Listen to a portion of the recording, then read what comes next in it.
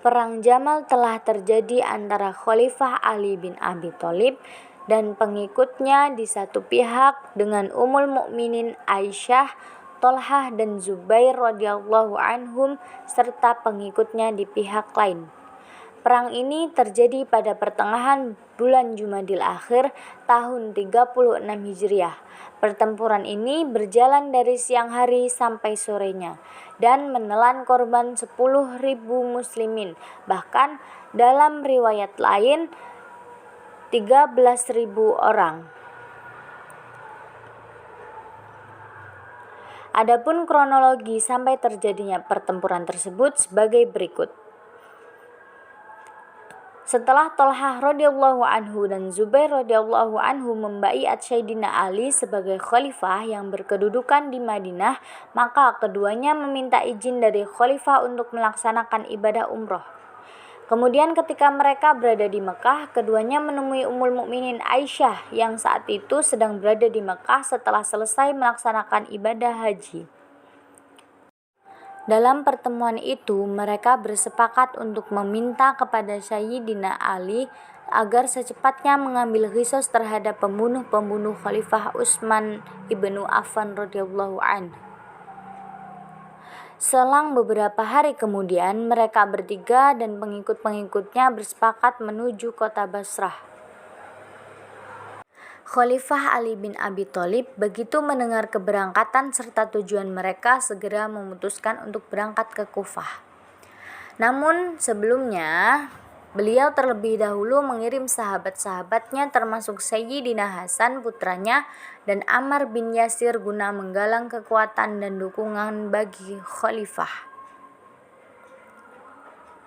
Selanjutnya setelah beberapa hari, beliau baru menyusul menuju ke Kufah bersama pengikut-pengikutnya.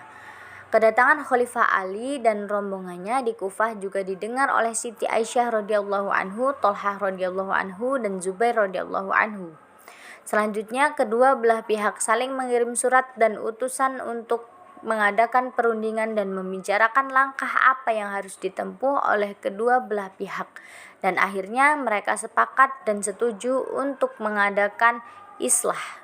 Untuk itu, Khalifah Ali menunjuk sahabat Al-Go'go At-Tamimi sebagai utusan mewakili Khalifah Ali dalam berunding dengan Siti Aisyah radhiyallahu anhu, Thalhah radhiyallahu anhu dan Zubair radhiyallahu anhu.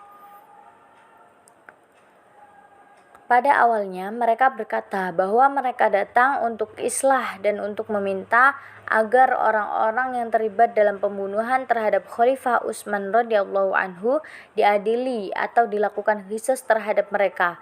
Sebab mereka, Siti Aisyah, berkeyakinan apabila tidak dilaksanakan qisas berarti mereka telah meninggalkan nas yang tertera dalam Al-Qur'an.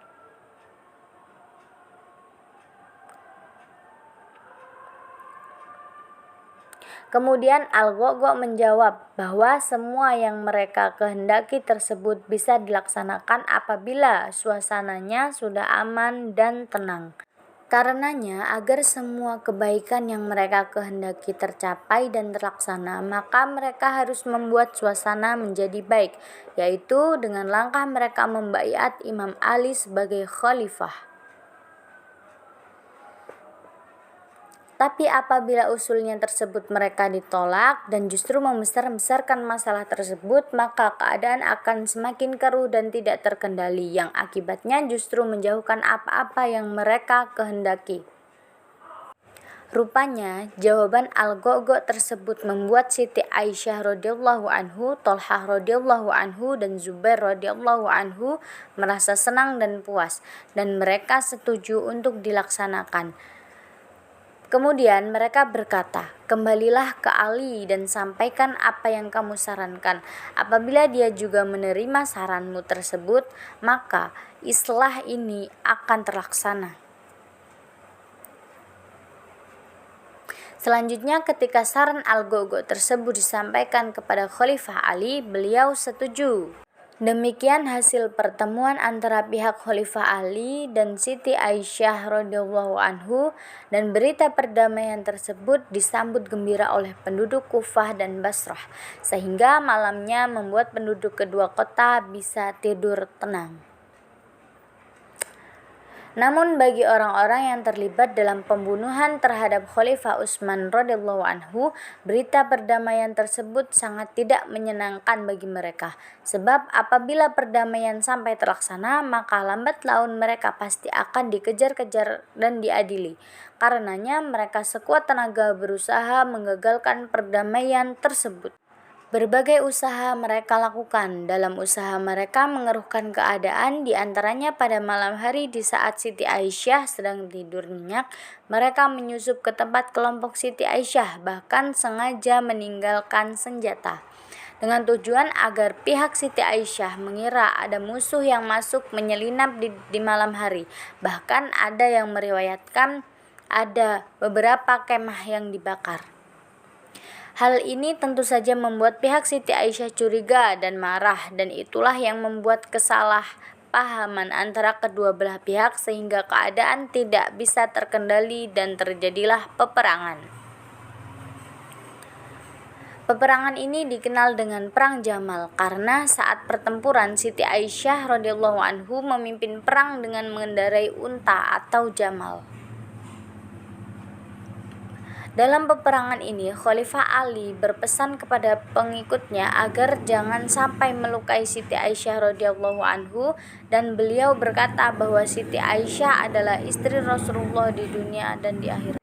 Namun melihat pertempuran terus berjalan, sedang korban dari kedua belah pihak terus berjatuhan, maka Khalifah Ali memerintahkan agar unta yang dinaiki Siti Aisyah dihantam kakinya sampai roboh.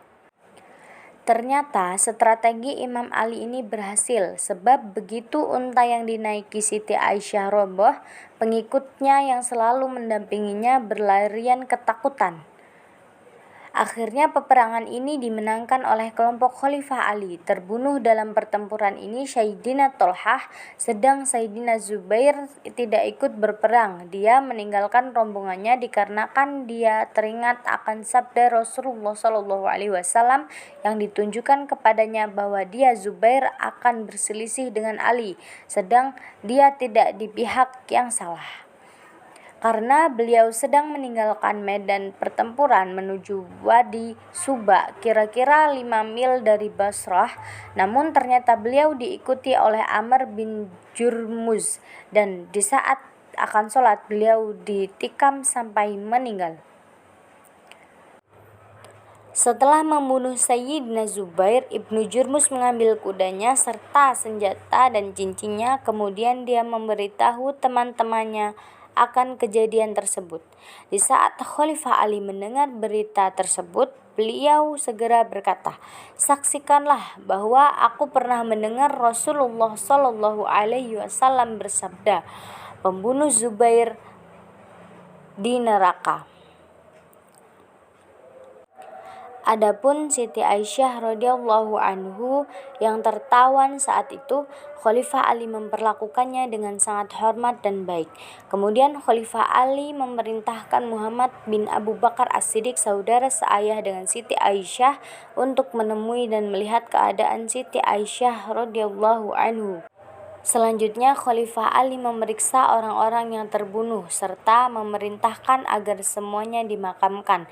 Dan setelah dikumpulkan, Khalifah Ali mensolati semua orang yang terbunuh dalam pertempuran tersebut, baik dari pihak manapun.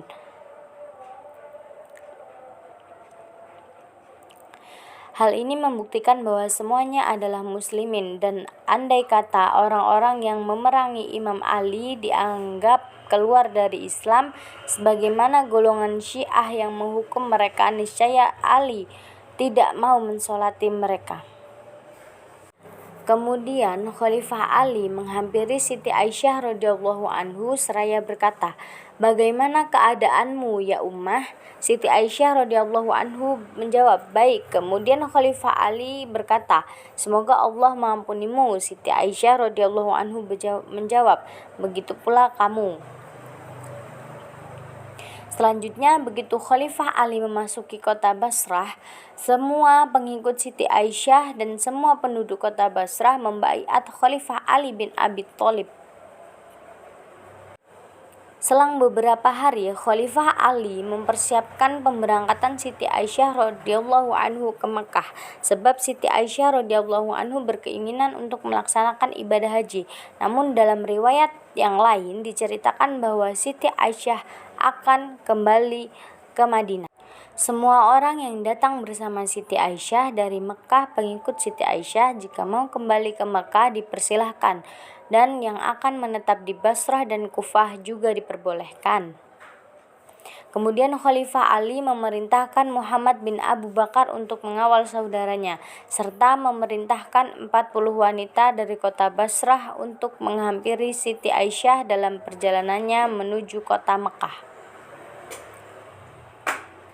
Pada waktu rombongan akan meninggalkan kota Basrah, Khalifah Ali dan beberapa orang ikut melepas mereka, dan saat itu Ummul Mukminin Aisyah radhiyallahu anhu berkata, "Wahai anakku, janganlah di antara kita saling menyalahkan." Kemudian Khalifah Ali berkata, "Sesungguhnya beliau adalah istri Rasulullah di dunia dan di akhirat."